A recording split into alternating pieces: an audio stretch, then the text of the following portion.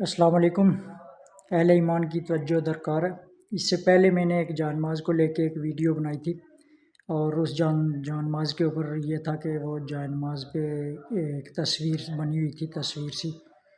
تو اس کو جب میں نے ویڈیو اپلوڈ کی تو کچھ لوگوں کا اعتراض تھا کہ جی آپ خان جو ہے نئی نئی باتیں نکال رہے ہو۔ تو حدیث ہے اس کے اوپر، واضح حدیث ہے کہ جس جگہ پہ کوئی کسی جاندار کی تصویر ہوگی یا اس سے جاندار سے مشابہت کرنے والی کوئی چیز ہوگی، وہاں پہ نماز نہیں ہوتی انسان کی۔